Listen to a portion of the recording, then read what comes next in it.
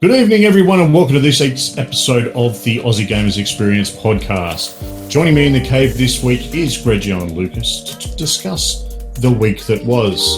So sit back, relax, and get ready for some Stadia is the death of it all, Battlefield 5's new map, dreams finally come true, Rainbow Six Siege still setting the standard, What's That Sound makes a return, Sonic, we've got to talk about Sonic, and much, much more.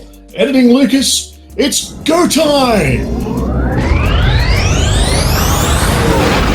This is the Aussie Gamers Experience video game podcast. This show is recorded during temperatures in summer that are too hot for dragons, and in winter, colder than my mother-in-law's heart. So join us as we discuss video games as best we can, all while dodging redback spiders, brown snakes, and all those other things that try to hurt, maim, or even kill us. But remember, all we need to do is stay alive long enough to see the release of that next awesome video game. Enjoy the show.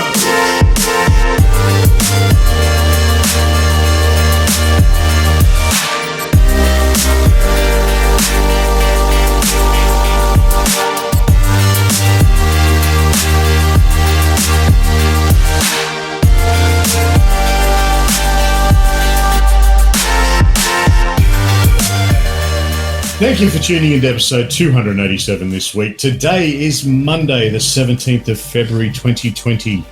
Grejio is joining me here live. Welcome, mate. How are you?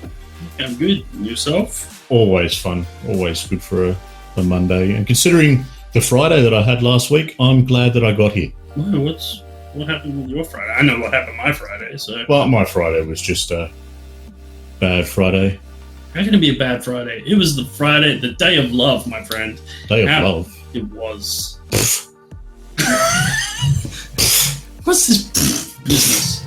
I took my wife out for dinner. As did I.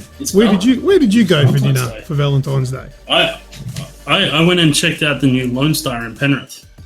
Was the new Lone Star? Yeah. So where the restaurant precinct is at the river now. Yeah, Maggie's looked out. There was. Fuck you! I actually went on a double date, and in true romantic style, I shared a meal with the other dude across from me. We had a rib tower together for Valentine's Day, while our respective wives stared at us and went, "Cool, can you finish our meals now?" We were like, "Yeah, sure." Yeah, staring lovely into each other's eyes as you tear apart baby back ribs. Yeah, it was. Yeah. Well, you one-upped me because we went to that Mexican restaurant that's on the new one next to... Zanero's. Sombrero. Sombrero, yeah, we went there. That wasn't my choice. I don't even like Mexican food, but yeah. I like Mexican food, but I don't eat there. But you know what? I don't particularly like Mexican food is I don't like going out for Mexican because I don't like buying food that is just so stupidly easy to make at home.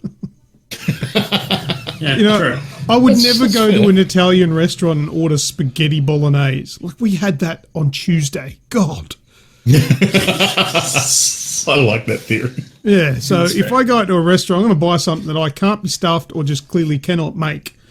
So, yeah, that's why I'm not a fan of... It's a bit like me and restaurants where you go and you have to cook the food yourself. Like, I hate that premise. Oh, yeah. So, you know, like places like Stone Grill, I'm just like, no, fuck you. Like, I'm not paying premium, so you can send me a hot rock and I cook my own steak. I can do that shit at home. Yeah. So... I've done it once just for the gimmick. Yeah, I can't even bring myself to do it for the gimmick. My wife tried really hard to get me there and was like, nope, I am not doing this. I'm not wasting my money. And Lucas, you're joining us as well this week, mate. How are you travelling? I'm doing fantastic, thank you very much. I have done my stupid early shifts of starting work at 4 a.m, so they're in the past now. I had a little bit of a sleep in today and only had to wake up at 4:20, so that was pretty cool. And I'm refreshed because I had a bit of a nap before the show, so I'm ready to go. Ready to go. Yeah, like I said to you in message, mate, I saw one of your replies to me the other morning at what time you sent it. At 2:50. And I shed a tear. Yeah, I was at 2:50 something, and I'm like, oh, back in the day it would have been, you cheeky bastard, just going to bed. No, it's getting up to go to work. No, that was just waking up. Oh, that was terrible. Yeah. Oh, man. Yeah, that's brutal. Good stuff. All right, well, let's jump into this week in gaming. And being the week that was and what's been released, I've got a video game based on a movie, which is based on a comic book. It's based on someone's bad dream, probably. Real life. Yeah. Back in 2005, on this day, Constantine was released. Oh, yeah, now, I know that one. That's based on Keanu. Keanu Reeves. Keanu. Yeah. Based on his movie. It was published by THQ and developed by a mob called Bits Studio. Can't say it rings all that much of a bell. What, the game? No, the studio. Bits Studio. The studio. Huh. Yeah. The game, I went and had a look for a few little bits and pieces about it. There's not a whole lot. Wasn't overly well received by critics, but a lot of users sort of put it up into sort of the 60s, 70s score-wise. Oh, that's pretty high. It's very hot. Well, it's decent for a game that's based on a movie. Yeah, I'm just trying to work out, like, obviously, I've never played the game. I've never seen the game. I was aware that it existed. I'm just wondering how the game mechanic works. It was a third-person action game.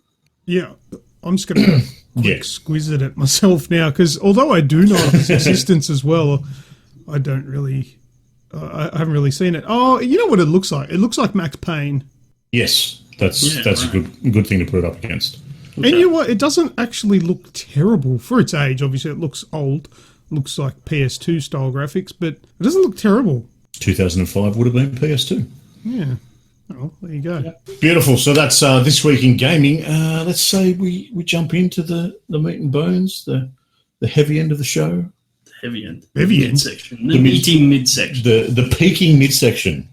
The main course, if you will. We've done the intros and the entrees, the bruschetta of the show. Now it's on to the steak dinner. Onto the steak dinner. Do you have to cook it yourself? No, we're going to cook it for you. Yeah, exactly. Oh my God, Radicus is the king of putting GIFs in the chat that will make me vomit. This time for a different reason. It's just motion sickness that's going to give me. Just motion sickness, yeah. Yeah. All right, well, before we get into our gaming talk for the week, a quick g'day to Atan, Kaza, Radicus, and Wraith, who are joining us live in the Discord. Don't forget, if you want to join us live, get on over to our Discord. Tell us that you came here to party. Oh my God. Yeah. You clearly haven't listened to last week's podcast. We just discussed that. No, I haven't. Then stop quoting shit that isn't in the show. Okay, we'll cut it out. You want to try get in the Discord. Try this again. Start again. We can edit this out. Get on the Discord. Editing Lucas went on to explain to you that that's not the saying anymore. It's changed for 2020. There you go. It's no longer, I came here to party. It's something else now, but you have to listen to the end of the show. Okay, well, listen to last week's show, and then you'll know a whole lot more than me. or the show. Hopefully, you've technically already listened to it, so they also know we're wrong before we even knew we were wrong. This is the third show back. Inception. So even the week before last had the new code word. There you go. So as of tomorrow, when you're on your way to Dubbo or wherever you're going, have a listen and you'll know what I'm talking about right now. Okay, I will do that. Some catch up. And I'll catch up and find out what's going on. Anyway, last week I played Dreams. You played Dreams? Oh, I want to know about Dreams. Tell me. I first found out about Dreams. How many children did you have? Less than what you have now? Did I have any? And they're shattered. I'm sure I had less when I first heard about it. Yeah, so I actually met a few of the people from Media Molecule at a Sony gig years back. Like I'm thinking 2014, 2015. Yeah. Absolutely ages ago. got to play Dreams, got the one of the head designers to roll their eyes at me and goes, "Oh, there's one in every crowd," because I asked because it's called Dreams, can you make nightmares? And apparently can. And people already have. And there's a lot of people out there that are screwed, just quietly.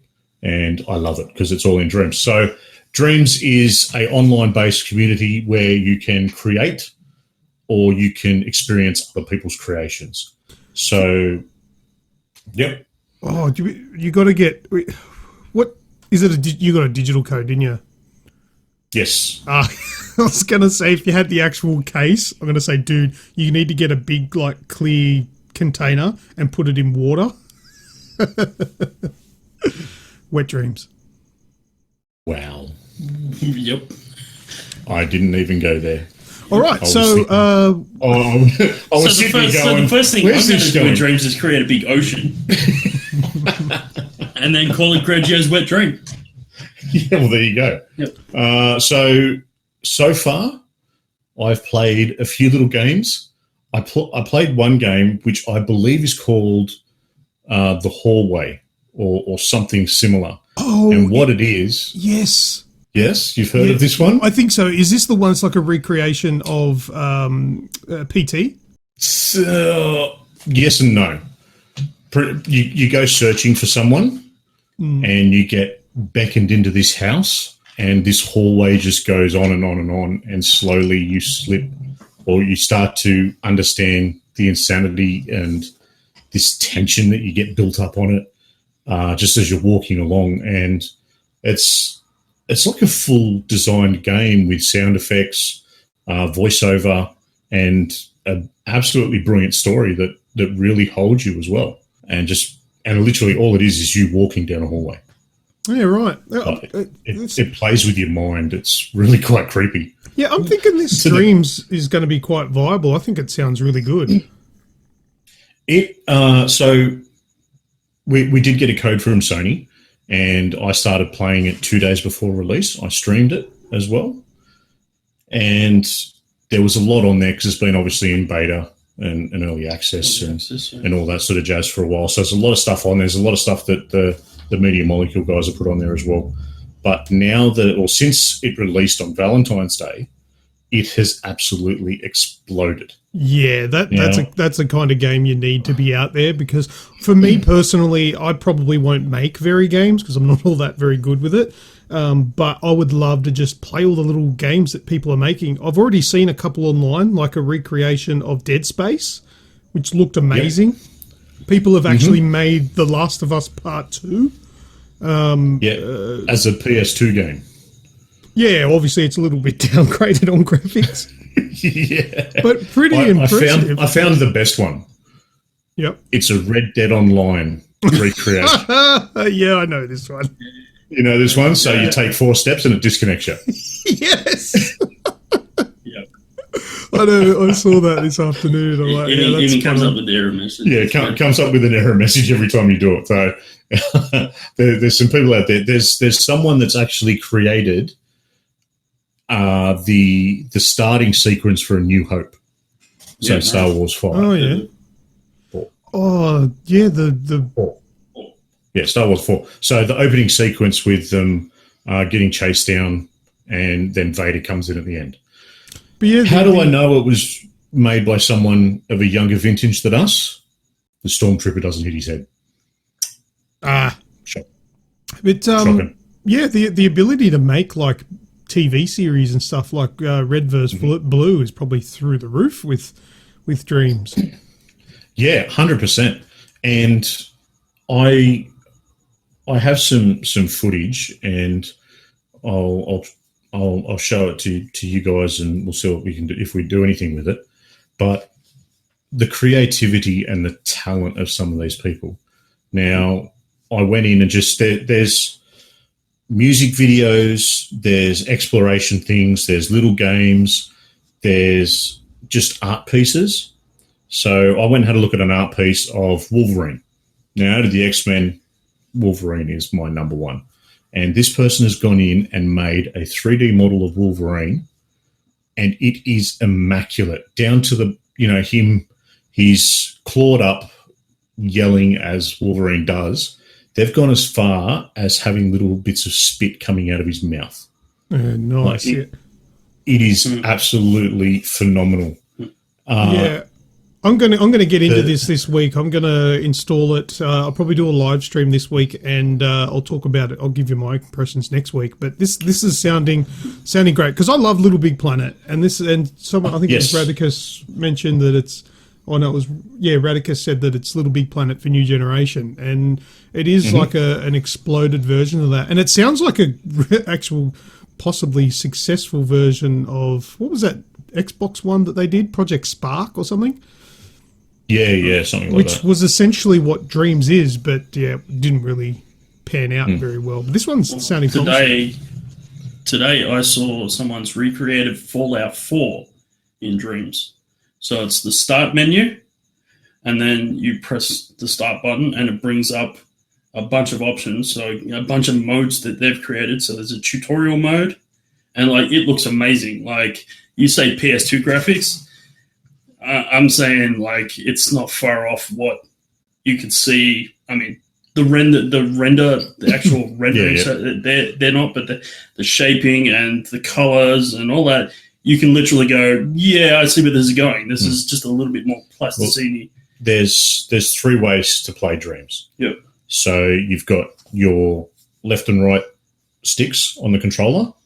You can use the movement of the controller, the 6-axis, or you can use the move controllers. Yeah. Oh, yeah. So if you think about it, when you've got those 2 move controllers in your hand, the amount of freedom that you have to create to sculpt something, and you're standing, 6 foot away from your PlayStation or whatever, so you're in full view of the camera and fully sculpting something. Yeah. You have unlimited opportunities. Yeah. No. And the sculpting and everything is very easy. Yeah. Personally, I'm terrible because I just don't have that flair. Yeah. Not for that side of it anyway. But it is all very easy. So you've got your little imp, which is this little creature that is your character, your resemblance in the world. He can, or it can, possess certain things. So if you're playing a certain game where you are the imp, you can, possess a little cone shape, and this cone will jump up with a little face and stick figure arms and legs, and you can use that to run around. So little things like that, and then the imp itself is what you use to actually create things. Yeah. So it's very in depth, absolutely. And you know what? I sort of laugh at how long ago I first played this game, but it looks like they've used the time wisely. Yeah, because I played this a long time ago. The other thing about this, it's not just how it looks, but it's also the mechanics in game that they've created, so it plays like Fallout. Yeah. So they've created a whole level, a couple of levels, and one of them you combat against robots and stuff like that in the game. Yep. And they bring out the guns that look like the guns from Fallout 4, and they sit there and they shoot like the guns from Fallout. The only thing is missing is like a VAT system, because obviously that's quite a complex mechanic for a game. Yeah. And that's obviously not catered for in this, but they've actually got obviously the ability to create guns, like a gunplay mechanic. There's obvious life bar mechanics for both you and your AI.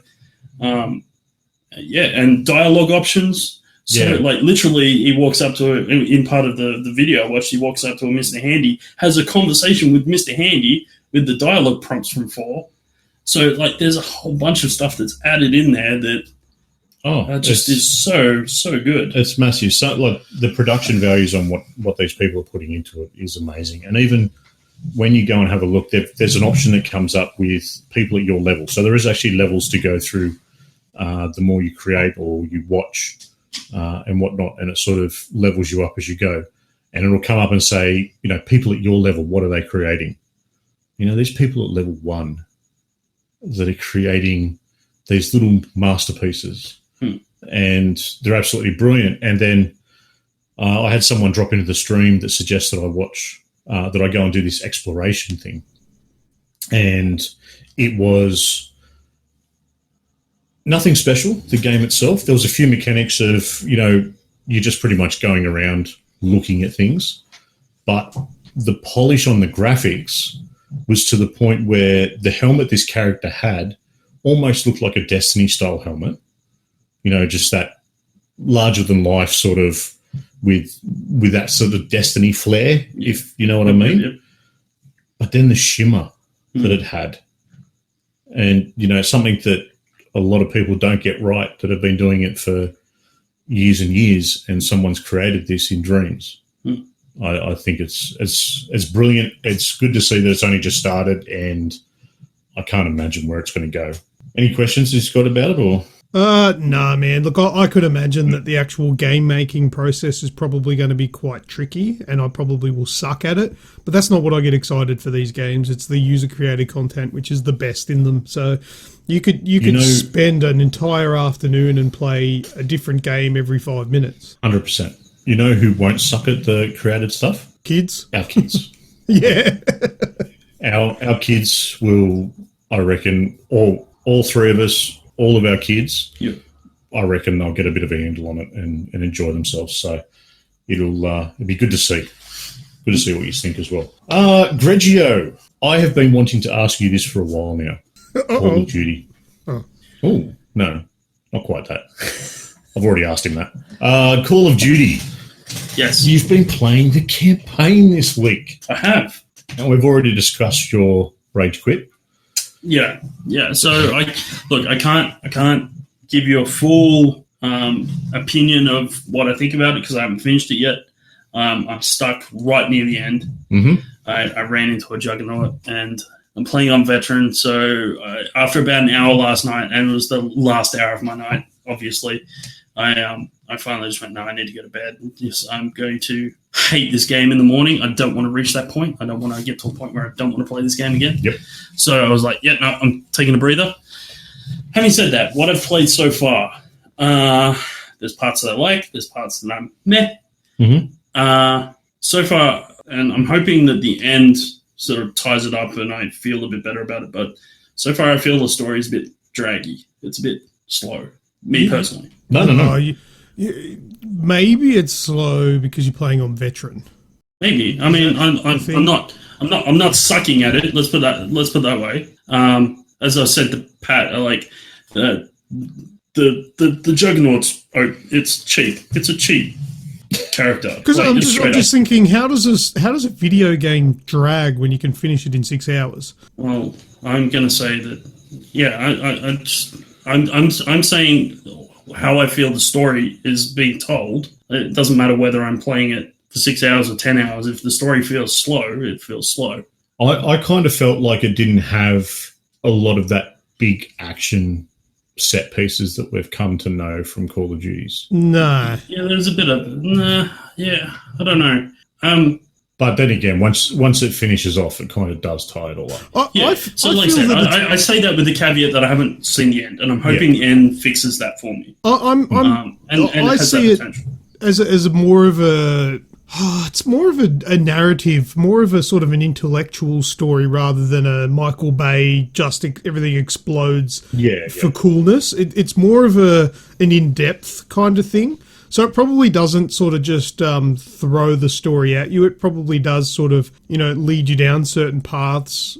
I don't know. I just feel like it's a novel rather than a picture book. Yeah, and that's where it ties it all in at the end. You sort of get all those pieces come together, and you kind of get a full grasp on it. And that's why I prefaced it at the beginning with I hope the end ties it up for me.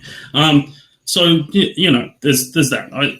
I'm not being wowed by the story at the moment, so that's that bit done and dusted. The game itself, I'm loving it. I'm enjoying it. I mean, I'm glad I jumped in at a veteran because I'm killing it up until where I got stuck. Mm-hmm. It feels solid. Do you remember the Foundry level, Luke? Oh, I don't know it by name. More information, please. Fire juggernaut. The one with the big fire juggernaut at the end of it. Oh, yeah. Yeah, that prick. Yeah, that's where I'm stuck. That's where you're stuck. Right. Oh, okay. Well, yeah, see, I think I just played it on regular difficulty, so it wasn't really a choke point for me. So Yeah, and I get that. You know, there's part of me that was like, maybe I should just look at it on regular and finish the story, but I was like, no. I want to continue my journey.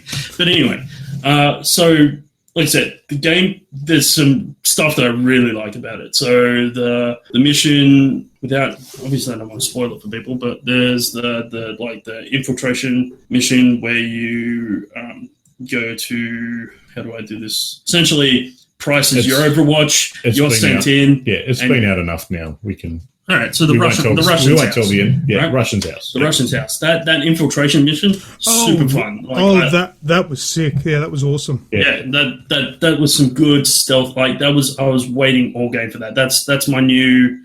What was the one in the Ghillie? Yeah, Ghillied Up. It's like another Ghillied Up one, and that was one of my favorite Modern Warfare tropes, sort of thing. So there's that. I love that. Let's talk about the elephant in the room, the one I think that you were leading to begin with, which is the optional mission. Yes. Oh, yeah, we talked about that before, yep. G'day everyone, Editing Lucas here, jumping in with a massive spoiler alert. The next few minutes of the show are going to spoil significant parts of the story for Modern Warfare, so if you haven't finished the campaign yet and don't want anything spoiled, then go ahead and skip your podcast player to 33 minutes and 56 seconds. I'm giving you the last warning now, 33 minutes, 56 seconds. You've been warned. Back to the show. So, okay. For anyone that doesn't want to hear it, skip ahead a couple, because I'm not beating around the bush anymore. It's been out long enough. There's an optional mission, so skip ahead now. All right, everyone that's still here. There's an optional mission where you can decide to go along with Price and go into what he's doing in the next room, which is effectively... He's interrogating a suspect, and he's been... Up until this point, up until the point where you have the choice, he's been rather difficult because he knows, you don't have anything on him. Like, you can beat him senseless, but that doesn't really work. He's happy to die as a martyr. Mm-hmm.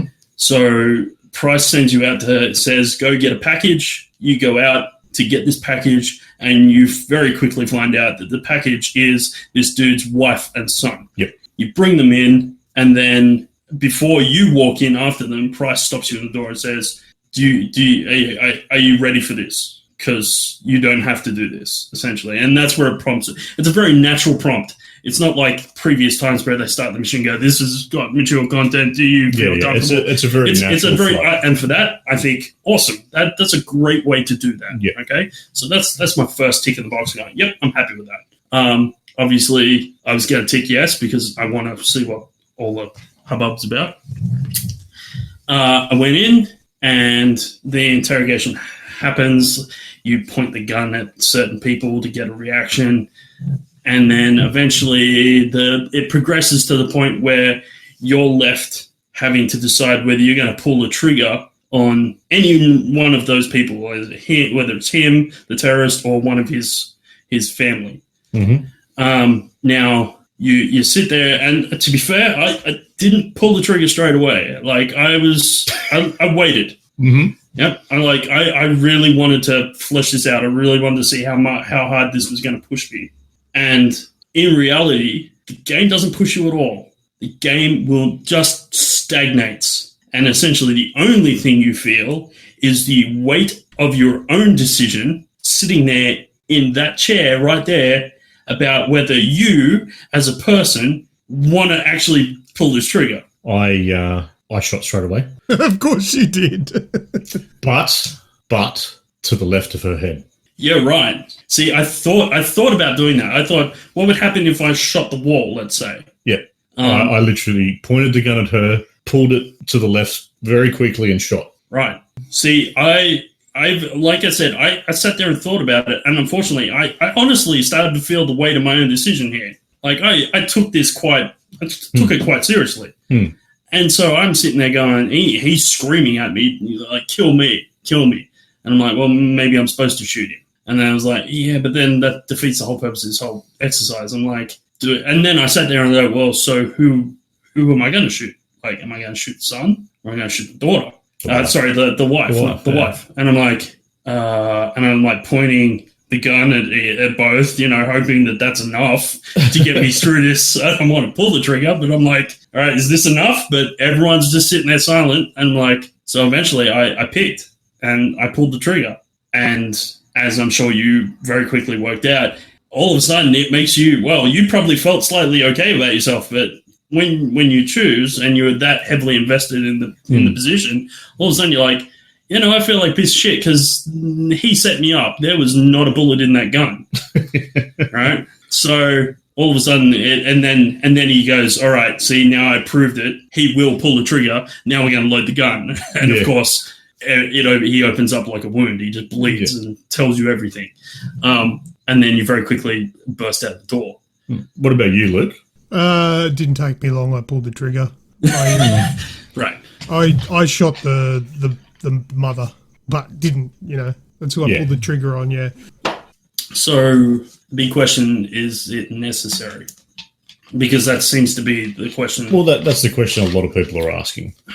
Well, how about we sidestep, is it necessary, to is it well done and folded into the story? As opposed to something like No Russian, where it didn't really do much for the story. It was just shock value. But this, I feel that this was actually, very much a reality and something that worked in well with the story.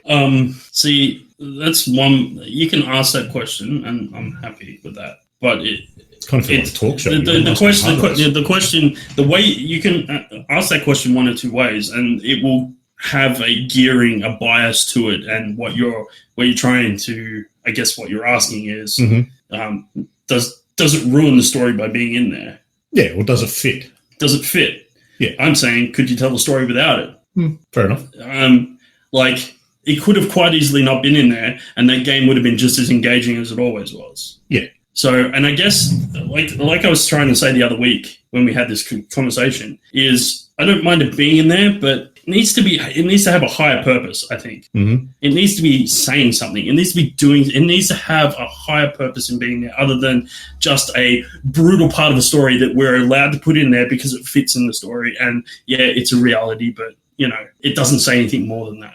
I don't actually think it's that significant enough a thing to warrant the questioning. I just thought it was a part of the game. I didn't really think too much about it, really. And maybe that's the point. It will, and everyone will have their own opinion on this. And I think how you play the level will definitely be a very deciding factor on where you probably stand in it. Like, both of you kind of didn't think about it.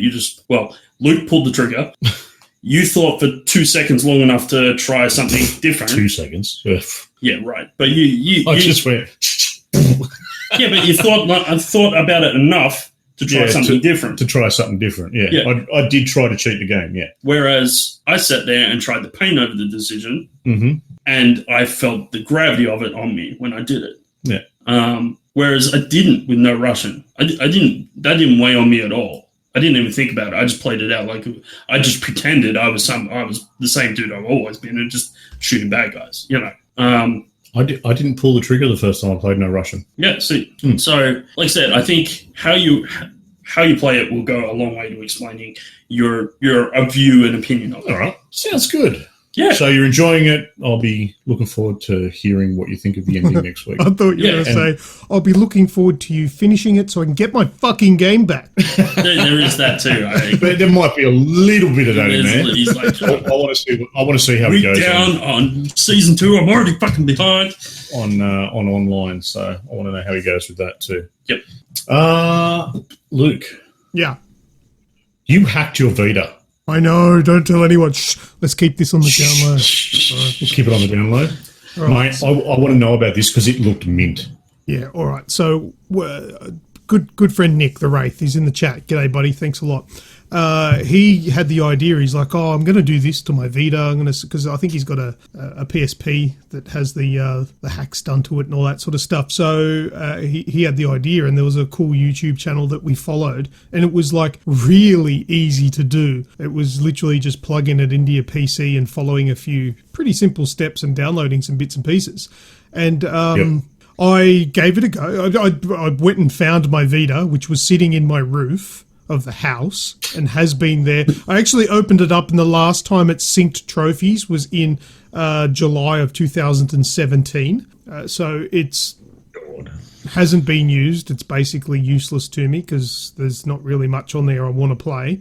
And getting games for them is really hard now, unless you just use the digital store. So I got it out, charged it up, and the instructions for this hack suggested that the most stable firmware to do this on was 3.65.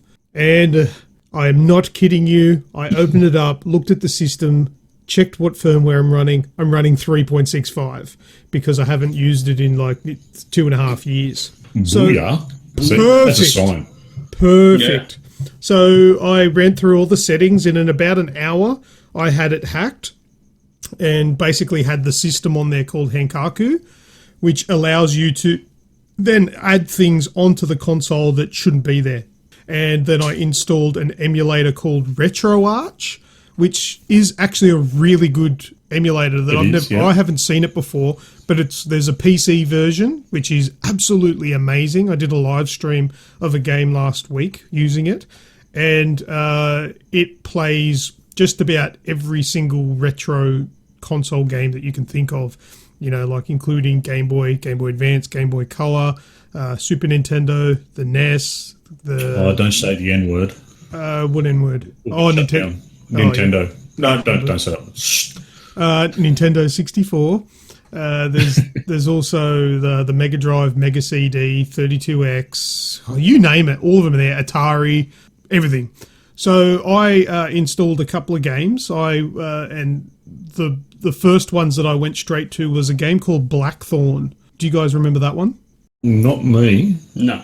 Yes, it's not a very well-known game. It's very old. I played it originally back in the day when I was a kid on PC. I installed it using a couple of 3.5-inch floppy disks. That's how old that is.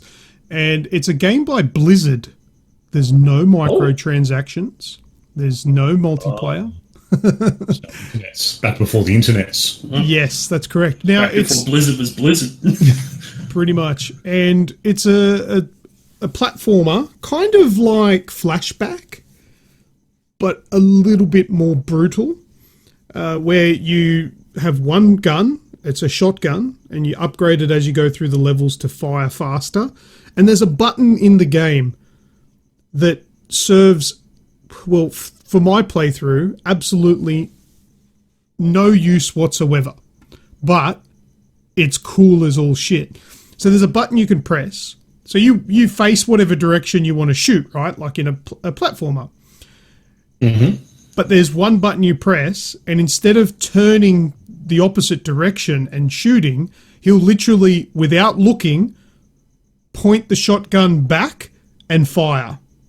Sort of like, you know, like a really cool... Like a badass, like super badass. He's just like, I'm not even looking, bang, and shoots behind him. Now, it's not very useful in gameplay. I haven't quite finished it yet. I haven't encountered any situations where that's actually useful, but it's just really cool to use. Cool. And the picture that I'm seeing, the main character looks like a young Danny Trejo. That's kind of the character, because he is a what do you call them? A Native American? Is that the right way of saying it? That'll do. Yeah, that'll do. You're Australian. You don't know any better. Yeah. We're a racist country anyway. Doing my best to be correct there. But yeah, and he's just a badass. It's so cool. And it's so, like, talk about decisions in Call of Duty, this one. There are friendly characters in the game that are, like, being captured. They're like slaves. And you talk to them, and they give you keys, or they give you health potions, or they give you bombs. But you can also shoot them. The game allows you to shoot the good guys, and sometimes I'll take a bomb from one of the good guys, walk 2 steps, and press that back shoot button. I think you just found no use for it then.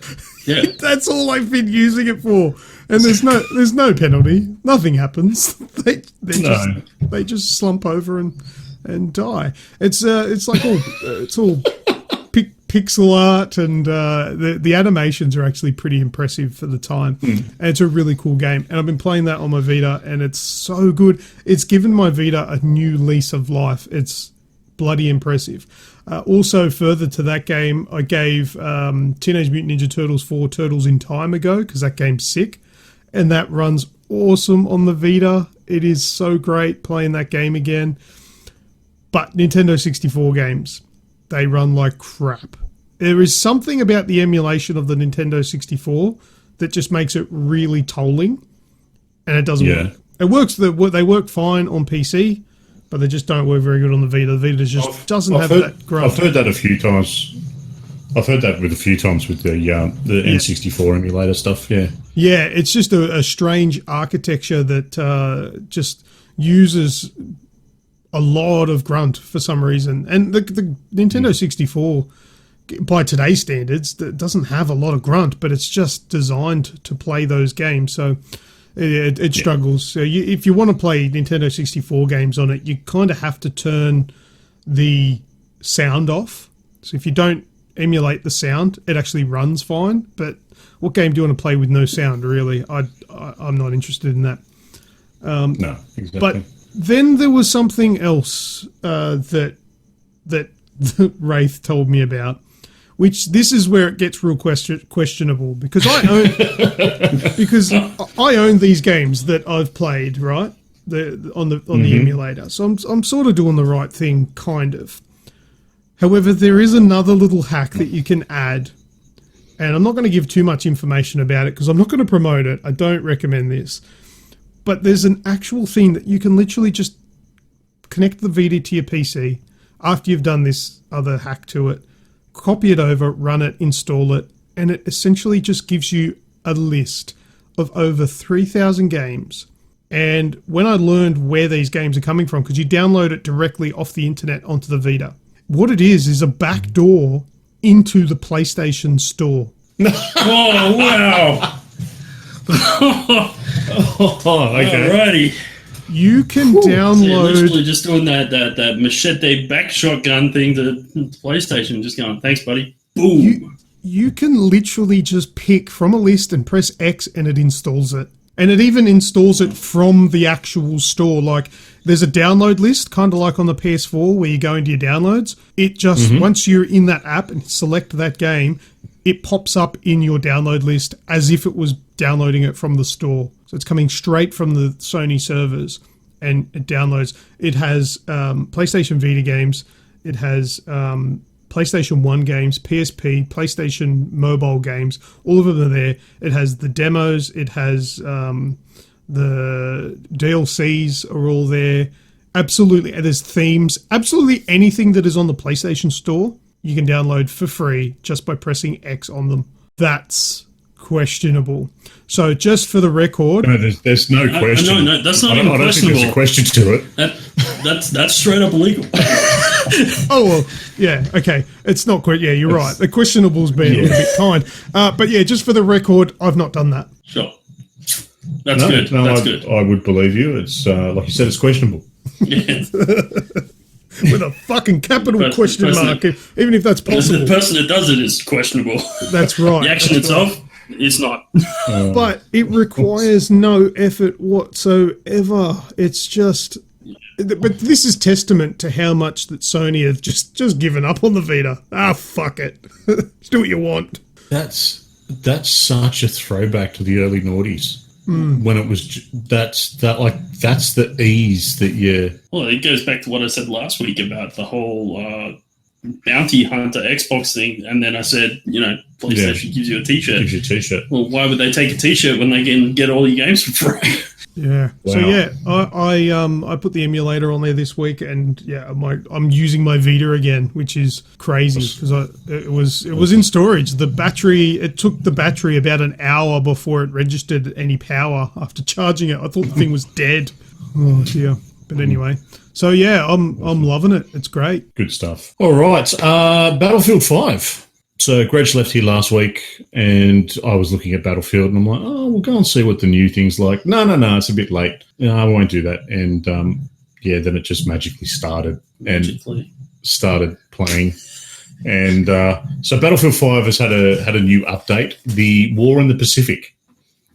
It is a new game mode, a new map, and it's literally the War in the Pacific. So you're on islands, and you're trying to dominate the enemy as most of their game modes, and whether it be capture the flag or your domination or your push, that's played out in this map. And I tell you what, it is phenomenal. It is like Battlefield 5, even though it's set in World War II, a completely different experience to Call of Duty, because there's not a lot of this run and gunning type stuff. And if you get downed, you can get picked back up, and you can pick up others, and it just sort of works like that. And you're constantly pushing towards this objective. And you've got this big, massive 64-player map that, you've got 32 people on your side pushing to try and get over the top of the enemy. And it's such a good feeling. And yeah, I ended up playing like 4 games. And at 40, I think it was about 40 minutes ago, you're there for a little while. Yeah, I was going to say, you should have gone to bed when I left, but you were like, no, I'm going to bed. I said, yeah. And then next morning I get a message. So we played some Battlefield 5 after you left. I'm like, yeah. So, all right. So questions. Yes. Is it like just about every other Pacific Battlefield? Is it set on Iwo Jima? I do not know. Right. But for the sake of the argument, let's say yes. Because why not? See, I just feel like every time that they bring out a Pacific campaign, that just seems to be like their go-to place. I don't know. It just feels that way. Well, that was a big factor of the war, but it's pretty much just a jungle, beach, Polynesian type setting. So you've got like Polynesian huts and whatnot, that are all... Stupid me as well, sitting there going, okay, playing Call of Duty, so I'll run into a hut thinking that I've got cover. No, they just blow the shit up around you. And yes, there's tanks. There's, I'm pretty sure you've got people in boats on the water, and all this sort of stuff going on. And it's that constant, kind of like wartime feel. It's pretty cool, and it's on Battle Pass, I believe. Game Pass, Battle Pass. See, Call of Duty coming out again. I think it's actually on Game Pass at the moment. Battlefield 5. Is it? I believe so. I saw something about it the other day. It could be that it's coming soon, or it's already on there. Yeah, I haven't noticed it, so I don't know. It's an EA game, so yeah. No, I don't actually think it will be. I'll double check. Have a look anyway. I bought it when it was on sale for like $20, so it's just one of those games that's there that I jump into every now and again. Yeah, editing Lucas here. Just double checked. Battlefield 5 is not on Game Pass. Snoogs, you're a weirdo. Luke, tell us more about your Call of Duty and the challenges, the weekly challenges we keep winning. Yeah, well, so there's a tournament that's sort of run by the mobile app, the companion app, and we've been absolutely annihilating it. I think it's 5 weeks running now. We've won, and not just by a hair. Like, we have pretty much essentially annihilated every single week. And it tells us at the end of every week, once we win, that we're placed in a new category based on performance. Yet we still keep managing to top the list, and it's really cool because it gives you some rewards at the end of the week, which you then can claim in-game. They're not massive, but they're things like double XP and a calling card or an emblem. And that's just stuff for playing the game. You just got to follow the rules of the tournament for the week. It changes every 7 days. And just for example, this week it's kill confirmed, kills confirmed, and denied. So you've got to play kill confirmed, and for every tag that you get that is either confirming a kill or denying a kill, you'll get 1 point. And that goes towards a tally, and you can have 20 people in your squad for the tournament for the week. We have, let me just double check, I think we've got 3 positions left, and we're hoping to get some active people to fill those spots so we can have a full squad of 20. So if you're listening to this and there's still spots and you want to join, you're an active Call of Duty player, jump on. All you got to do is get the app, You search The Age XP, and then you just hit join. It's as simple as that. So, and it's... You listening, Greg? It's really gives a new lease of life to it. It's really exciting. Every a couple of minutes after the match finishes, it refreshes and you can have a look on your app and see where you're at. We're currently for this week. It's only just started at 7:00, so we're about 2.5 hours in. We're in second position, all right. But I'm jumping on after the podcast and. Will get us to first place because first is 62 points and we're on 36, and it's only 2.5 hours in, and we haven't really had a good crack at it just yet. Yeah. But I'll just quickly I'll give Radicus a shout out. He's the top contributor for the week so far. I'll just say that now because that'll end soon. 2 hours in, you're number one, bro.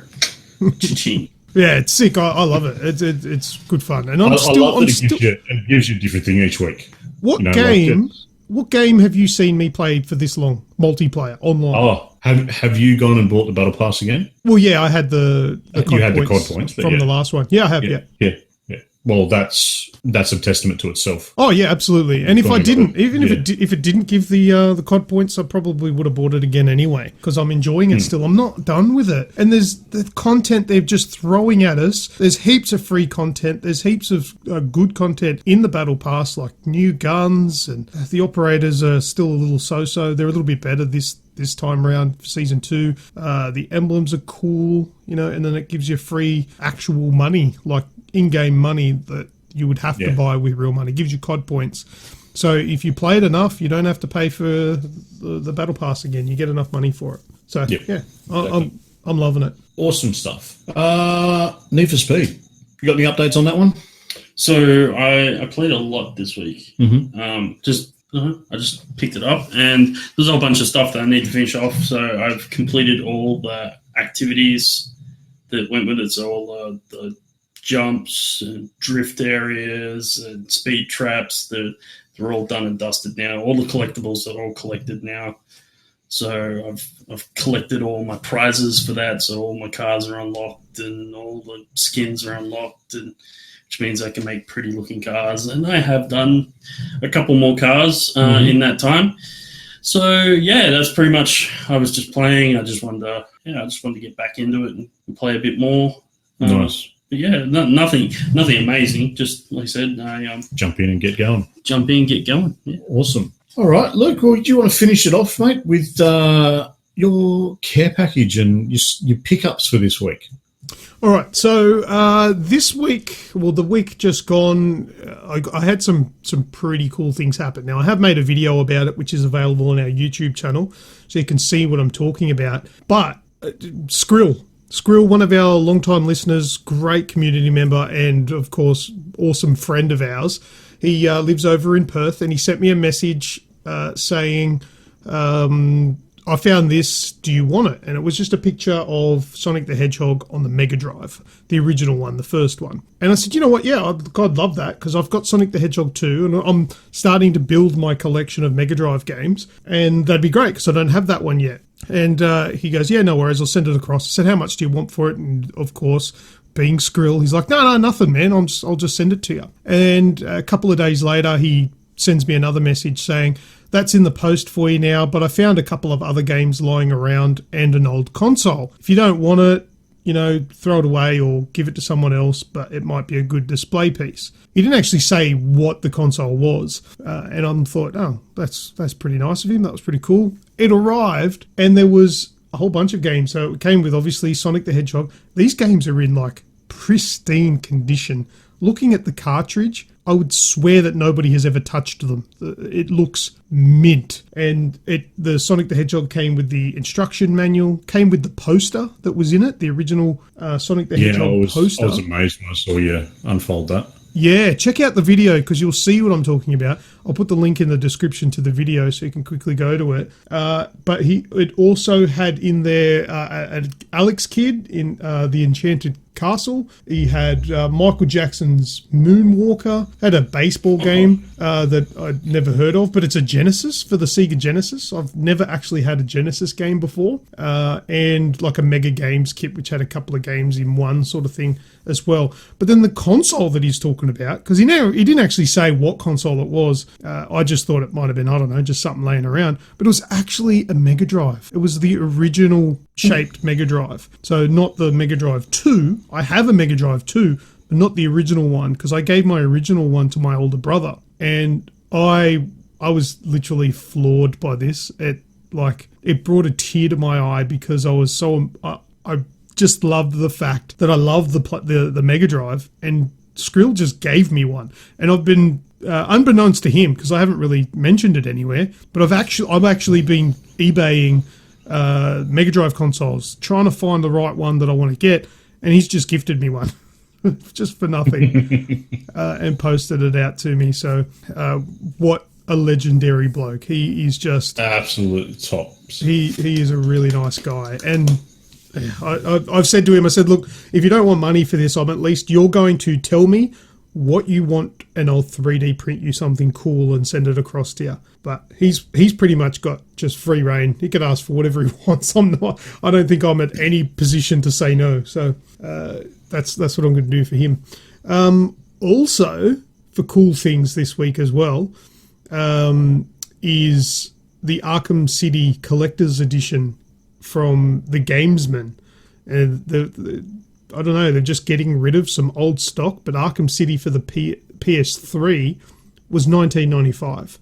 Now, there's still some available there, so I'll put the link in the description if you want to get one. But for $20, it's a statue edition with the game and the special, all the cool stuff, like, you know, there's like DLCs and season passes and stuff like that. I'm not going to open it because I don't need to, but it's a cool display piece. But that's not where it ends. You're not going to open it? No. What am I going to open it for? I'll open mine. Yeah. Well, no, I'm just going to leave it sealed because it's cool. But yeah, that's not where it ends. This is how awesome. This is how awesome. But there's more. This is how awesome our community are. The Wraith, Nick, he gets handed a PS2 Slim when he's in EB Games, because I think the story goes, short version of it, is that some person went in there trying to trade in a PS2 Slim, and they've, of course, said, we don't trade those in anymore, they're too old. And I think the person was just like, well, I'm not taking this back home, so I'm just leaving it here. You can have it. Yeah, because it wasn't their home they got it from. Yeah, they probably flogged it. So anyhow, the Wraith goes in there because he went and bought a pair of A10s on my recommendation, because his other microphone picked up the domestic argument that happened down the street. So he needed something a little bit better, yep. So we didn't have to hear that shit. And when he was there, the guy said to him, hey, you want this? Oh, bargain. Because they can't sell it, and I don't know. No. So he went, yeah, sweet. And he gave it to me because, yeah, he knows I like to collect that stuff. Oh. And, yeah, he goes, here, have that if you want it. And I'm like, yeah, sick. And it come with an 8 megabyte memory card. So I'm yet to plug it in and see if there's anything cool on the memory card. But it had a disc in it, the iToy. So, okay. All right. Yeah, that was pretty neat. And it had like some like space age looking, what do they call, like a generic controller that was with it as well. So, yeah, it's probably a Mad Catz thing or something. I don't know. I was going to say the Mad Catz. The Player 2 controller. Actually, I'll just grab it. Hang on. I must admit, there was something. I never had the PS2 Slim. I only had the standard PS2. Yeah, yes. And it's tiny. The stupid thing that I could remember about the PS2 was the PlayStation symbol on it. You could turn it depending on which way you mounted it. Whether it was stand up or horizontal. Well, the big one did that too. Or is that what you're talking about? Yeah, that's. I never had the PlayStation Slim. I only had the big PS2. But does the Slim do that as well? It does. I actually showed that in the video. Ah. Yeah, thanks for watching that one too. I did watch your video. I must have missed that bit. Not all of it though. This controller probably dozed off. Probably. It's a Power Wave accessory. Oh, good old Power Wave. I remember Power Wave. That was the Player 3 controller. Yeah. It's the one you gave your little niece and nephew. Yeah, 9 times out of 10 it wasn't plugged in. Yeah. Hey, it's got a sticker on it that says QC pass. So this thing passed the quality check. All right. Nice. All right, Yeah. which means it turned on. I'm not sure. Look at that. Radicus has got an iToy camera. But what sort of things has it seen? Yeah. Oh, That's dear. what it's seen. Lots of wrinkly balls. If it could, it would curl up in a ball in the corner and cry. All right. After I touched that controller just now, I feel like I need hand sanitizer and a flame. What was that? The controller. No, you dropped out pretty bad there. Oh, okay. Yeah. I said after touching that controller, I feel like I need hand sanitizer and a flame. How is it possible that it does it like that every time you drop out at the same fucking point? We still don't know what you fucking said. I'm not fucking repeating it for a third time, so you can listen back to the podcast. We'll find out. I'll find out next week.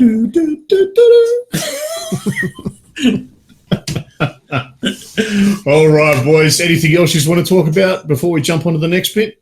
Yeah, well, am I talking about the movie that I saw this week here, or am I not? Not yet. No. Yeah. Okay. That's in the next bit. All right. Well, the next bit. The next bit is a return of a fan favourite. We have a What's That Sound this week. Oh, we do. Oh, the pressure's on. Can Lucas get the controls right so it actually works? Can we get it to work? Will it come through? Yeah, so we do it. What's That Sound? So, Awesome. So what made you think of bringing this back, mate? oh, just playing with sound settings on the computer, and I'm like, oh, let's do that. That's it. Yeah. Fair enough. Logistics. It can work now. yeah, it can work now. Let's bring it back. Let's All right. bring it back. So, for those of you playing at home, every week. it's been a little while, so we'll fill you in on what this is. So, I'm about to play an audio file, and you guys just have to guess what that sound is. It's pretty much what it is. Simple as it sounds. What's that sound? So, let's get the sound playing.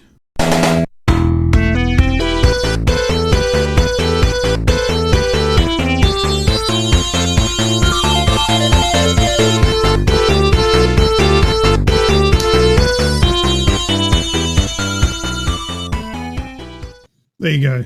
Do you guys know what that sound is? I know that I'll have to wait until the podcast comes out. You said it was easy. Castlevania. I don't know. No, it's not Castlevania. Oh, you're just stealing it off Wraith. Oh, no, I didn't actually. Oh, really? There you go. No.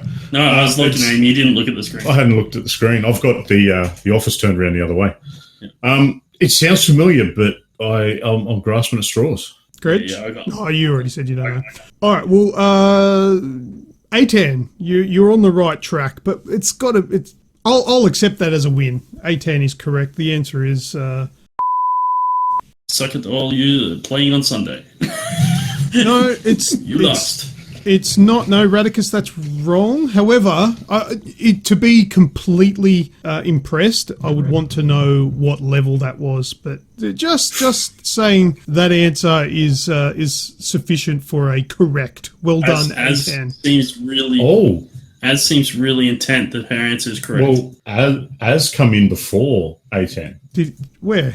Oh, Right, oh, she did. Oh, look, you've got half of it correct. So the first half is obviously correct. However, World 2, no. Nope. And the main reason why World 2 is incorrect is because that's a Super Mario Brothers thing. I was gonna say that's not actually a level of is it? No. No, because they actually have names for... Yeah, like... Yeah. They're zones. They're all zones. Yeah, the zones. There's Zone like... 2. Yeah. Zone No, 2. everyone's just... It's the 2-1. What is... It's not 2. It's 2, not anything 2. And it's not the lava and moving pipes one. But anyway, there's got to be a lot of beeping to do in there. So that's what's that sound for this week. Start, finish, delete. yeah, pretty much. That's how I tried to avoid it as much as I could. But yeah, that's what's that sound. I'll give it to Azrael. Yeah, she was first. I missed that. But yeah, you guys have got absolutely no clue as to which one it was. the King's. It was the King's Cross Brown Ring level. What? I'll tell you next time. Next time. Yep. Next time. Well, let's jump on over into the news, shall we? First off the rank of the news is this last week has seen the release of the highest grossing opening weekend for any movie based on a video game. Yeah. And that is, of course, Sonic. It has absolutely exploded out of the gates. People are calling it an absolute blockbuster return to Hollywood for Jim Carrey. And you've seen it, Luke. I have seen it. And tell us more. I was going to see it, but the weekend sort of happened. Yeah, well, you said something about the kids were playing up, but I would have just said stuff as I'm going on my own. But yeah, I had one of those weekends where I went, I'm not leaving the house. What do you want? Well, my wife said to me, let's go watch Sonic the Hedgehog for Valentine's Day. And I said, I knew there was a reason. I knew there was a reason I married you. So you meet up for a Zambero with Sonic the Hedgehog. So that's all good. That's right, yeah. So dinner was shit, but the movie was fantastic. So I went and we watched it, and I was floored by it. I absolutely loved it. I thought it was amazing. I went back and had a look at what the original design of Sonic was, and still I'm like, I'm so glad they changed that, because how did they start with that and then get to perfection? I don't know. But see, after watching the movie, I can see that the movie creators had faith in the movie, and they probably thought, well, this is worth changing, because this movie is going to be great. We don't need something like this, like ruining it. And they did themselves a massive favor. But the biggest gripe that I had, and I've tweeted it out, and a lot of people are sharing my complaint, is that there wasn't a lot of merch around. There was practically nothing. At the Hoyts, my local Hoyts, where I went to watch it, the only thing that I saw that was Sonic, other than the poster on the wall, was inside of those claw machines, the little coin machines. Yeah. There were Sonic plushies inside that, and I'm like, I'm not doing that. So not even any cups or that's usual crap. No, I walked up to the candy bar thing, had a look at stuff that they had. They still had Star Wars stuff there, but there was. I was about to say it'd be Star Wars or Terminator. Yeah, there was all Star Wars stuff. That was pretty much all I could see, and no cups, no anything. And I figured that they probably didn't put out much merchandise because of the whole redesign. They probably didn't make as much the second time round. But that was disappointing, because I wanted to buy like a cup or something from the movie, just a memorabilia from the day, but there was nothing, which was pretty much my only disappointment. But other than that, the movie was fantastic. The guy who played the voice of Sonic, he did it justice. He did it fantastic. Jim Carrey was amazing. He was great as well. I kind of expected him to be good. That's kind of his character. That's what he does, a lunatic really well, and that's what Robotnik is. And just the nods to the game.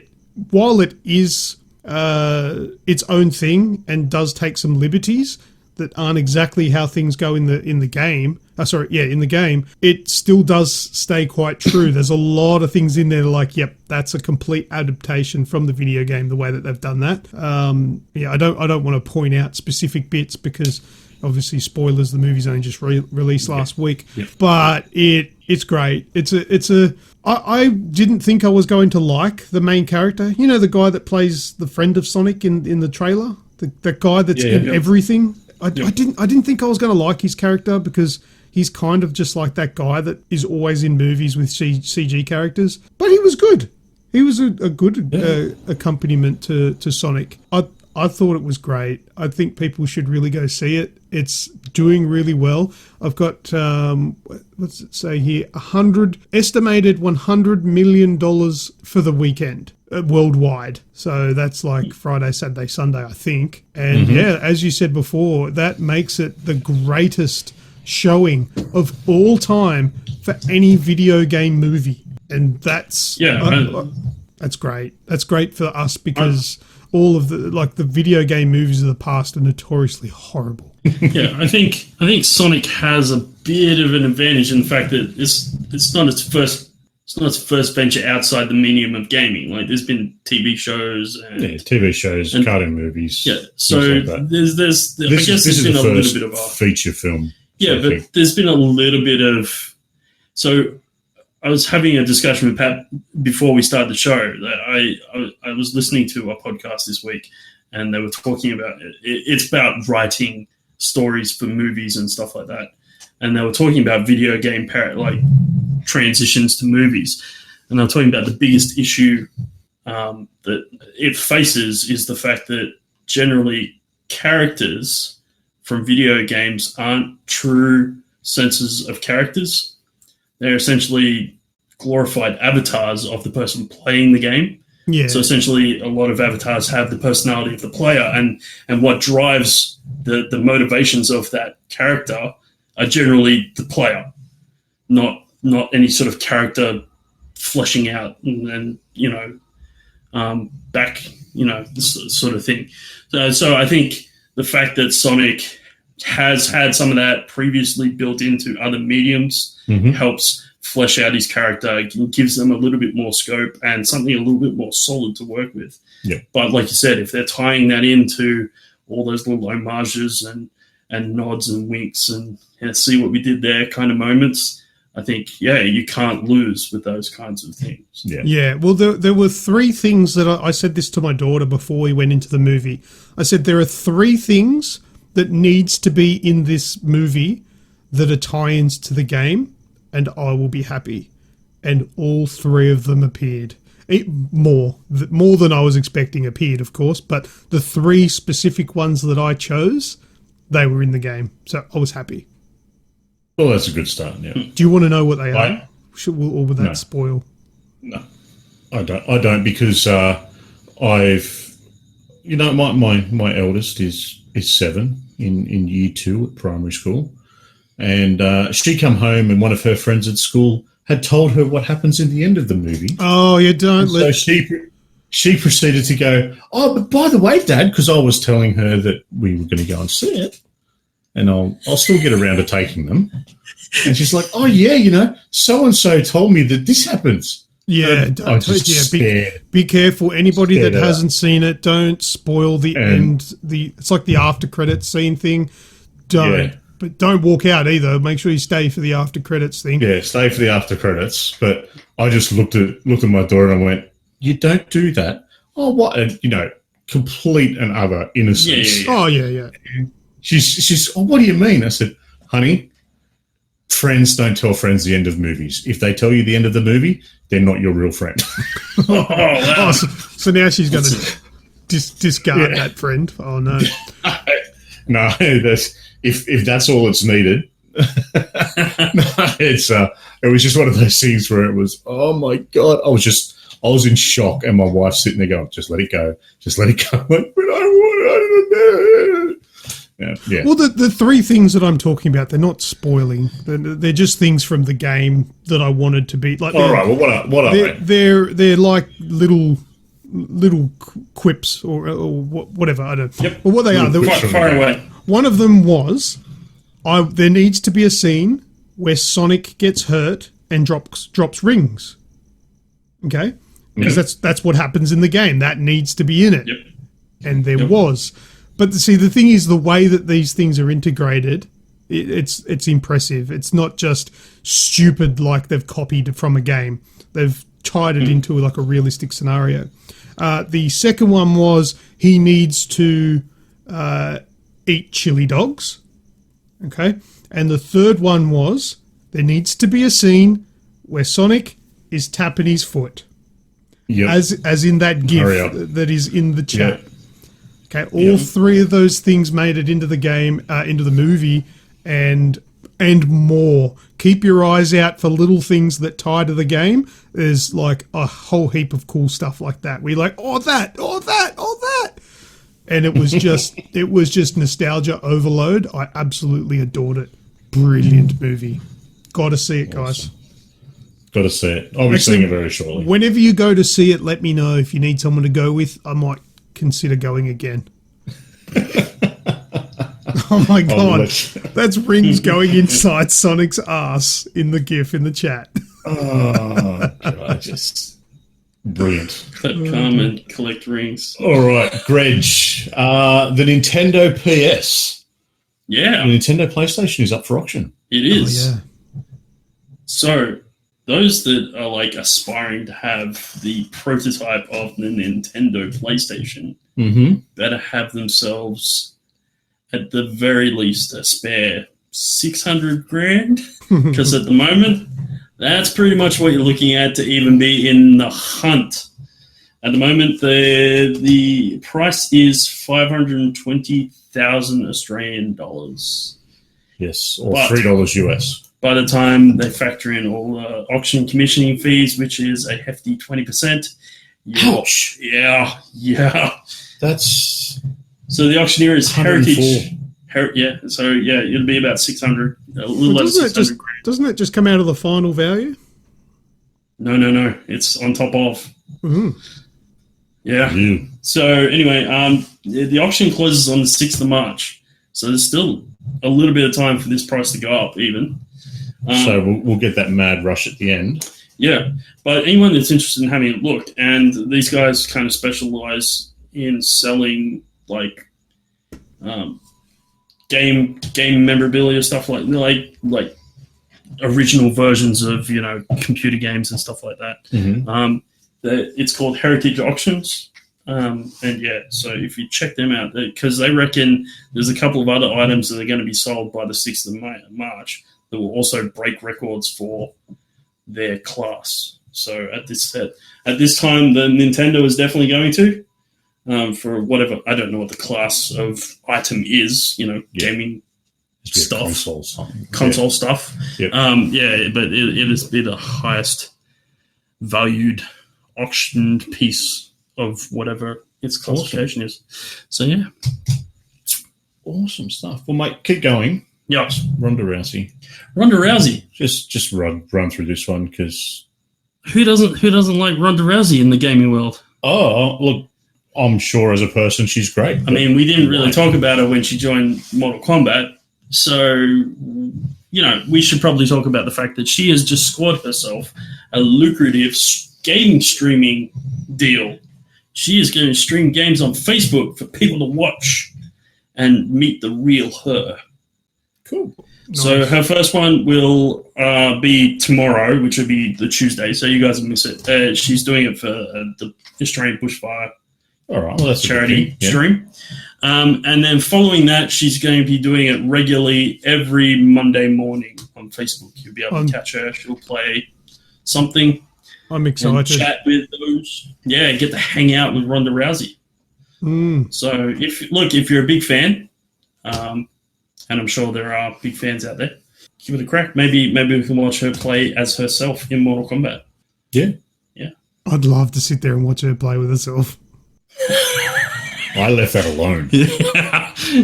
Look, I was just, I thought I'd put the bait out. I knew someone would take it. Yeah, all good. I think she'd be angry looking. And it's time for the live stream with Ronda Rousey. I got a comment, but I'm not making it. We'll leave that one alone. All right. We all know that she could beat the living snot out of each and every one of us. Yeah. Please do. That's definitely an offline one. I have to say it, but it's offline. Yeah, okay, we'll leave it alone. All right, boys, how many people here are a fan of Activision? Oh, look, they've had some good times. They've had some good times. They've had some bad times.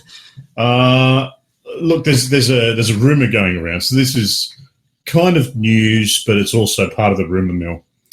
So there is a rumor going around that Activision is about to sign a deal with Stadia. Oh.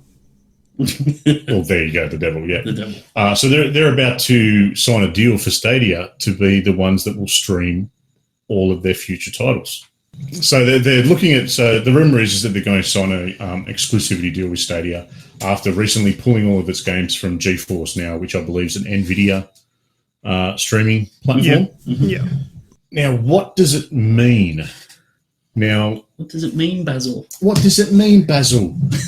It's a lot of people are calling this a setting of a precedent for streaming services. And if this goes ahead, it could very well spell the death of the streaming platform. Now, whether it be the streaming platform as Stadia's just death in itself or the streaming platform as a whole. So it's, like I said, it's a bit of news, it's a bit of hearsay, rumour, what's going around, but I want to get your boys' thoughts on it. If we're going to start seeing exclusivity deals like this, which we all know, and I think we've had a bit of a thought on it previously. I was going to say, I'm sure I mentioned something about this the week before last. Yeah. Have we gone too far for it to kill it, or could it just maim it? Like, Stadia is doing itself no favours. It's pretty much the worst out there at the moment. Is it going to kill Stadia? Well, either is it going to kill Stadia or is it going to kill streaming as a whole? Nah, how's it going to kill streaming? Well, pretty much that means if Activision is only going through Stadia, then it's not going to be on xCloud.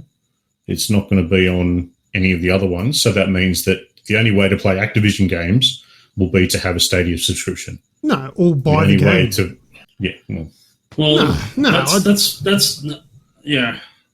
So long as there is always a means of just buying the game outright, it should be fine. That's right. I agree. If they move away from that and want to move solely into streaming platforms, there will be a problem there. And I think that's where I landed the other week when I was saying, comparing it to TV. The problem with TV is there's you can't consume them both at the same time. You either pay for the subscription and watch it straight away, or you wait for it to come out as in a DVD form or whatever, in 12 months' time, or you become a pirate. That would be the same as me sending an email to, say, Apple Podcasts and saying, just letting you know, my podcast of the Aussie Gamers Experience will no longer be hosted on your platform and will only be available through Spotify. And that's where Apple Podcasts would go, okay, no worries. Yeah. They don't care. So I don't think anybody else will care. I mean, it's a streaming thing. You can still play their games, other means. If that went away and it was only streaming, that would destroy Activision. But that won't happen. It'll still be the same as it is right now. It'll be the same as it would be without a streaming service. It just has an extra means of playing the game. So I don't care. I have no thoughts either way. All right, Grejio, your next bit of news. We have Counter-Strike in Fortnite. Yeah, so Fortnite Creative is now a thing, and there's a group of modders called by the name of Team Evolved, who have painstakingly recreated the level Dust from Counter-Strike and created a search and destroy mode, so you can play essentially Counter-Strike in Fortnite, which I think is kind of cool. Even though I don't play Fortnite, but I think it's cool. I'm glad you think it's cool. But mind you, I've tried to play Counter-Strike a few times, and I despise it. Oh, right. Okay, now I understand the nonchalantness. I know the level. Everyone knows the Dust level. Yeah. I don't know. I guess it's pretty iconic for Counter-Strike players. Yeah, see, I played Counter-Strike back in the day, so as much as I don't like, I'm not a big Fortnite fan, I still think this is cool because I like Counter-Strike, so... But yeah, what you can do? There's some fans in the chat. Yeah, see, that's fine. Look, for all of you out there that are listening, give a shout out if you like it, because Snoogs is nonchalantly just brushed it and going, yeah, whatever. Meh. And that's pretty harsh considering you gave Ronda Rousey a bit more of an upping, and I saw how you reacted the first time I told you about that. Lucas, Resident Evil's getting a Netflix series. Yeah, they spoiled their own stuff here. This is on their official media center, Netflix Media Center. Have you heard of that? No, I have not. No, I hadn't heard of it before, but essentially it's a database with all description of what's on Netflix. Is this another thing Wraith told you about? Should we be talking about it? No. through your Vita. No, it's not. No. So it's just a database of all just like the show descriptions, the little descriptions that they put up when you can read and see what something's about. And they've got it up live right now on their Netflix Media Center. And I had a look at it. And there's a description there for a Resident Evil series. And the description for the show says, the town of Clearfield, MD, which I Googled, which is Maryland, has long stood in the shadow of three seemingly unrelated behemoths: the Umbrella Corporation, the decommissioned Greenwood Asylum, and Washington, D.C. Today, 26 years after the discovery of the T-virus, secrets held by the three will start to be revealed at the first signs of outbreak. Sounds good to me. It does sound good. The only thing it's not... Has Resident Evil been done too much? Oh, not for Resident Evil fans. A TV show would be good. Another movie would be shit. I'm going to say what you're feeling is shit movie fatigue. Well, the movies have done and dusted. They're finished now. They're not making any more of those. Which is no. And that's probably because I've recently gone and watched. See, the first couple, and the first one in particular, they're quite good movies. Yeah. But when they get to the end and the CGI budget went down, and it was just the last one's all right, but the ones leading up to it were poor. Yeah, they stopped caring. The Resident Evil movies for me are a guilty pleasure. It's something that I know they're not very good, but I still enjoy them. And I think they're on Netflix at the moment. I've been just flicking through and watching them every now and again. But I think this is good. Like a TV show to be fresh. It's not a long-winded movie. It's just a series. I think it's a good idea. But just to point out something, A10 in the chat, he said, Raccoon City, baby. No, not Raccoon City.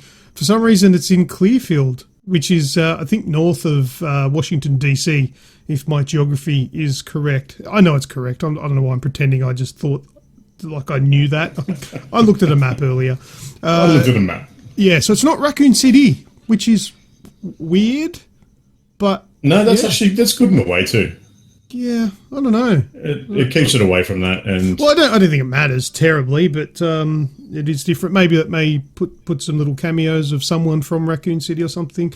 But I'm looking forward to it. I don't know when it's coming, but I'm keen for it. All right, that's good. I wouldn't mind seeing some more about it. It's look at what Netflix have done with The Witcher. Yeah, I'll sign up to just about anything they want to throw at me for now. Rainbow Six Siege. You played any? You played any of that recently, Luke? No. Is that in Call of Duty? Is it game mode? Is that a game mode? I've played a little bit of their latest operation. Nothing to write home about because I've played like one round and then switched it off just because I've only been single stacking. But Rainbow Six it's on the forefront again. So it will be playable on the PS5 and Xbox Series X on day one with multi-generational cross-play ability. Yeah, nice. Okay, so you can play someone on PS5 can still play with someone on PS4. Yes. Yeah, that's cool. And they're working. So that's the first thing and foremost and the game will be available day one. But you're looking at the chat. Yeah, I just saw it. So the other big thing of the news to come out is there's obviously some new seasons. Some new details which I got through today. I haven't actually read through them yet, but there's some talk in the background that Ubisoft and the Rainbow Six people, well, they're working with Xbox and PlayStation to actually get cross-platform playability together, where they're only going to cross-platform between Xbox and PS4 or Xbox and PlayStation, whatever, not including PC in that, because their thought is, if you want to play against PC and get your ass handed to you every time, then there's something wrong with you. So there's still a lot of PC players out there that are no good, and I'm like a broken record, but the only PC players that will destroy me in Call of Duty are good PC players. Mm-hmm. And likewise, the only PlayStation or Xbox players that will destroy me are good players. Just because you're on a PC doesn't automatically mean you've got an advantage. Well, with Rainbow Six, there is a couple of advantages in regards to how the guns play, how the peeking plays. That's the peek's probably the big one, where you can peek in and out from behind a corner. But there is a few things which... What's the difference? It's a lot quicker. No, you're just... PC. No, if you're not as fast, then you're not as good. Fair enough. You still got to press buttons. I don't understand why people think that it's better. Yeah, okay, the mouse has a one-to-one movement, but I don't think that can trump a controller. If you're just an average player on PC, you still need the skills. And if you've got skills on a controller, I reckon you're going to be up there with your KBM players. Well, that's happening soon anyway, so keep an eye out for that. All right, Greg, we're jumping back into Modern Warfare. Yeah. Good old Call of Duty. There is a classified section on the menu now, which you haven't seen because I've had your game this week. Yes. So, obviously, I downloaded the game to play it, and then it instantly wanted to update for the next 24 hours after that, which shit me to tears. Never have I seen a game that's wanted to update so much as this game. Just about every time I play it, it's like update. Now, admittedly, most of them are like a 30-second thing, but seriously, why? Anyway, so getting back to the story. There is a new segment on the menu, and it's got classified. So everyone's like, ooh, new Season 2 Battle Pass content. Awesome. There was a Reddit user called A Red Werewolf who, I use air quotes here, glitched into the menu and saw the lobby for what most people think is the new Warzone mode, which most people think will be the Battle Royale mode for the new Modern Warfare game. Yeah. So that's looking like it's coming very soon. I have a bit of a guilty pleasure for Battle Royale modes. I know it's one of those things you pretty much either love or hate. Battle Royale I can play all night without question, but I can do that with the multiplayer side of it as well. I just like the different approach that you have to take to Battle Royale, because there's no definite. You know, it's once like the map. There's so many different routes to take.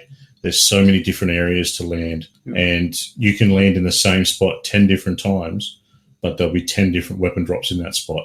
So you don't know what you're going to get and what other players are going to get, or how they're going to, attack the objective. So that's probably the bit that I enjoy, and plus the competitiveness of it. I'm all for it. Good. I think it's great. I really enjoy the multiplayer on Call of Duty, and I'd like to see what they can do with a Battle Royale mode. And, while I traditionally aren't very good at Battle Royales, I'd like to give this one a shot. I will definitely. Did you play Black Ops 4 Battle Royale? No. One thing that they had on that, and they've got it obviously in a lot of Battle Royales, but being Call of Duty, it's so much more fun, is proximity voice chat. Oh, yeah. So you can hear people within the proximity of you. And like PUBG and things have it as well. But there's something about the Call of Duty community that it's always a laugh. So I'm really looking forward to having a crack at Battle Royale, and that I enjoyed it on Black Ops 4. You're just laughing at the testy pops? I'm trying not to, yeah. Last bit of news, Greg. Ghost out, Criterion in. Yeah. What's this all about? So you've got me intrigued. So obviously we're talking about the two different branches of EA, which is Criterion Games and Ghost Studios.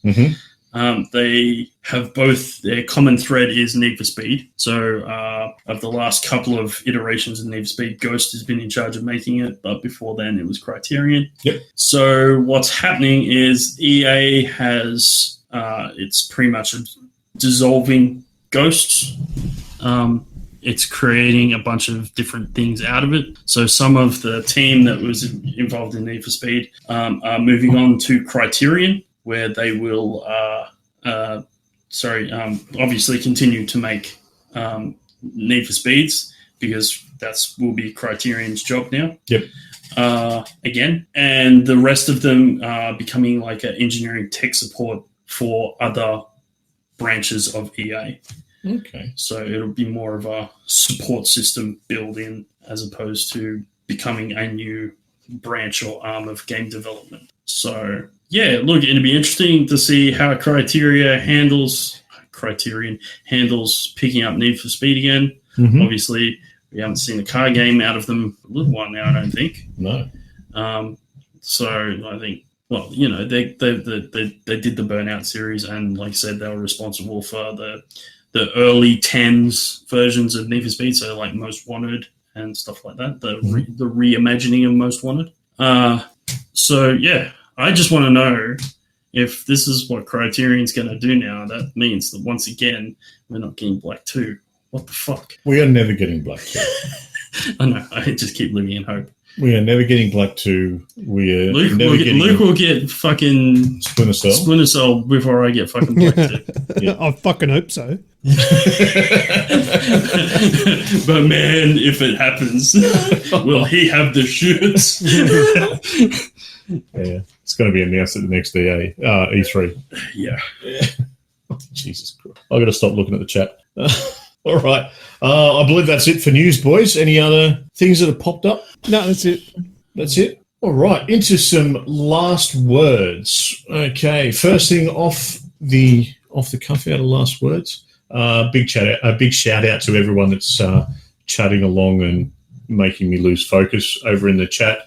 So we've got A10, Az, Kaz, Radicus, Skrill, and the Wraith. Do I want to see what these gifts are? Oh. Yep. Nope. Nope. Maybe I didn't want to do that. Nope. Any shout-outs, boys? Any last words from you? I've said my shout-outs. Thanks, Skrill. You missed it because you were at work, but there's a big shout-out earlier in the show. Cheers, buddy, for little care package this week. Same to Wraith. Cheers, buddy. And thanks to everyone for coming and listening. Also, Craig, thanks, mate. Thanks for listening to every word and writing everything down. Thanks for writing it down. He better be, is all I'm saying. Anything for yourself, Gretch? No, just thanks to everyone. Just mirroring those loveness thoughts to everyone out there. No worries. So everyone listening along, be sure to jump on to our YouTube channel and check out a new couple of videos over there that have gone live this last week. Tell us what you think. And if you haven't yet, hit that subscribe button. Totally. And while it's going on, Aussie Gamers TV, we'll be doing some streaming at some stage over the next little while. Streaming some dreams, you were saying before? Yep, that's going to happen. Yeah, cool. All right, beautiful. As long as they're not wet dream streams. They will be. Yeah, wrong channel. That's going to be the first thing I search. I'm going to see if I can find if somebody has made a game called Wet Dreams. You know what would be really cool? You know the old game Wet? Remake that in Dreams. So you can say Wet in Dreams. Wow. I found it. I've worked out what I'm going to do. You've worked out what it... I'm going to read... Because I actually kind of like that game too. Yeah? It's kind of a funky game. We'll go and search it up. Yeah, it's all right. We're going to have a look. Yeah. See if it's there. Also, check out Snooga Vision over on Twitch, where I have already streamed Dreams, and we'll continue to do so along with some other things.